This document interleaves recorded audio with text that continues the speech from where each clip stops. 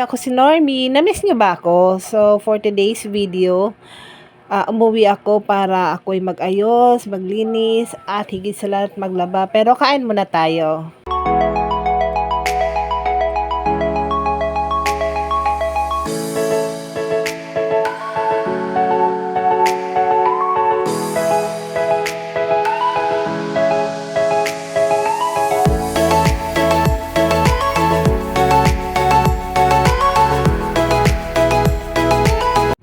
So, bumili lang ako diyan sa labas ng lumpia at bumili din ako ng rice at ako'y nagtsaa.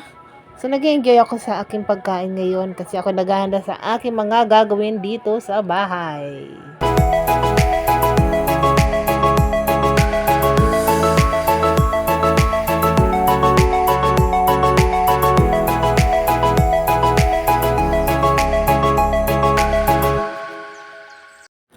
Na-miss ko talaga ang lumpia so much. Tapos yung isasawsaw mo siya dun sa suka may pipino. Sarap. Talagang comfort food lot talaga siya.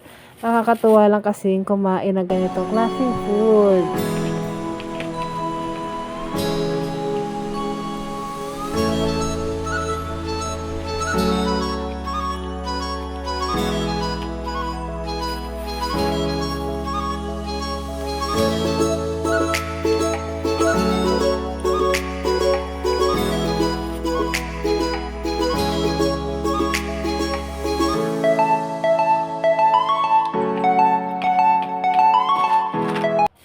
So, after natin kumain, ako'y nag-imis-imis na ng aking ginamit.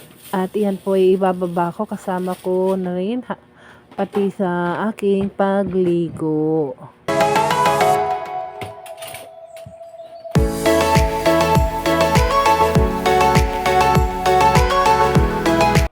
Tapos nakita ko tong sangkis ko na matagal na yan yung orange na yan So sabi ko, ay anahin ko na yan. Kainin ko na din.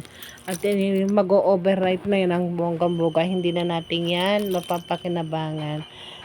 Okay naman kasi ang tamis-tamis talaga niya. So nakakatuwa lang yung matagal na nating prutas yan. Ang tamis niya, ang juicy niya. So ayun, ini-enjoy ko talaga yung pagkain niya. Nakakatuwa lang kasi ang tamis-tamis talaga.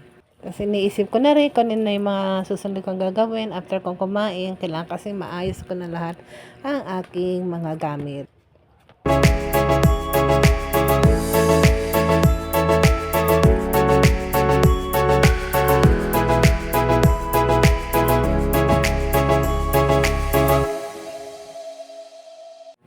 At nagsimula na nga akong maglinis, mag-imis at magayos ng aking mga gamit.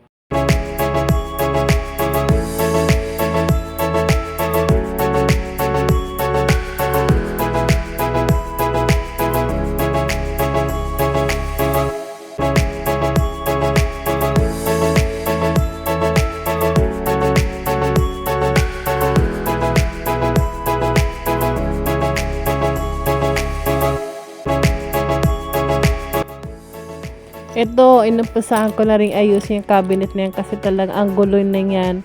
Kasi ang nangyayari, kuha, balik, o kundi iba kong gamit. Hindi na talaga siya naayos at hindi na rin na ititiklop na maayos. Basta lagay lang ako ng lagay yan dahil mga ilang araw na rin talaga akong nagmamadali lagi sa aking pagalis.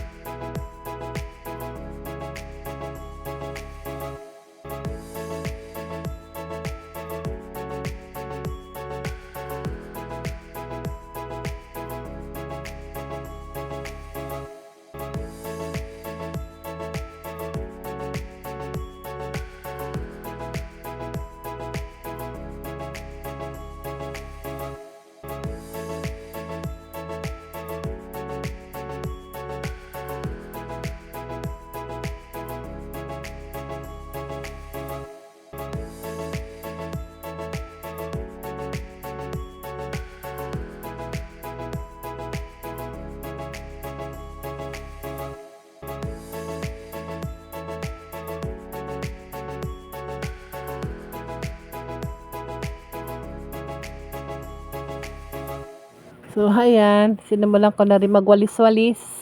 Matagal-tagal ko na rin hindi na aayos yung aking kwarto dahil nga sa mga ilang mga bagay-bagay na nangyayari sa ating buhay.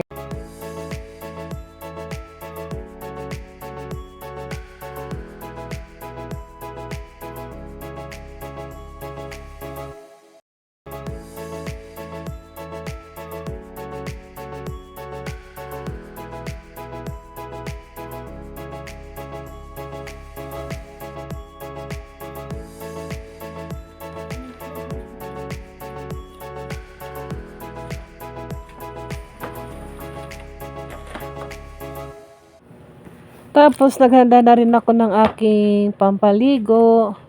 Tapos hinanda ko na rin yung aking mga hugasang kaninang pinagkan. So lahat yan ay ibababa ko. So para isang babaan na lang ba. So lagyan ng sabon.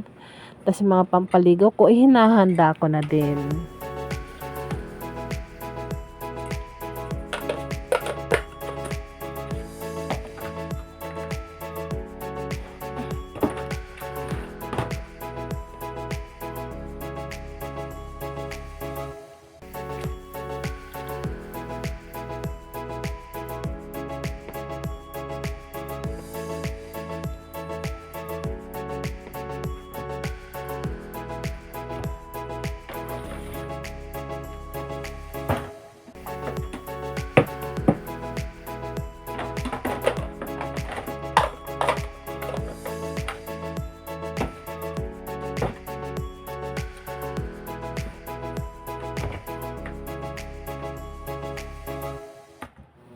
So, ayan, isa-isa ko nang ilagay sa aking balde ang aking mga gamit, pati mga ilang kong alalabahan. So, nalagyan ko na yan ng konting powder. So, lahat yan ay bababa ko para hindi na ako pababalik-balik. Para hindi rin ako mapagod. Isang babaan na lang.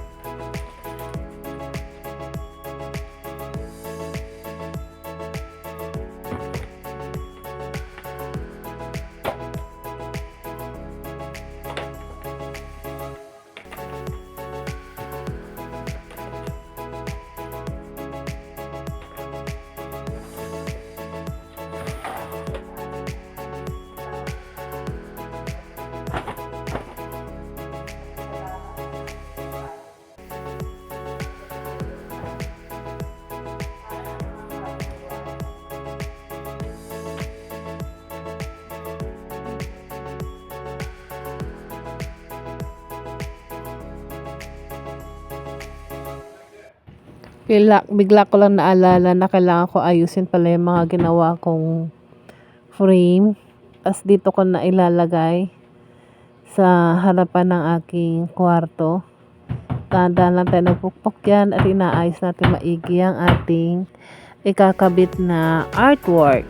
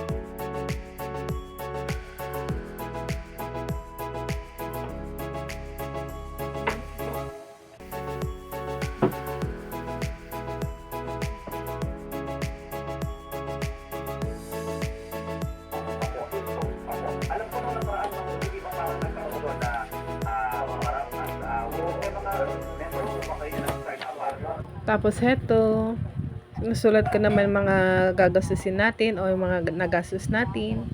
yung mga babayaran natin, yung mga obligasyon natin. So, lahat yung kailangan natin yan ilista. So, lahat ng mga resibo ko, mga na-accomplish ko, isa-isa ko nilabas sa aking pitaka. At isa-isa ko na itong isusulat, pati yung date, nang hindi aking itong nakakalimutan.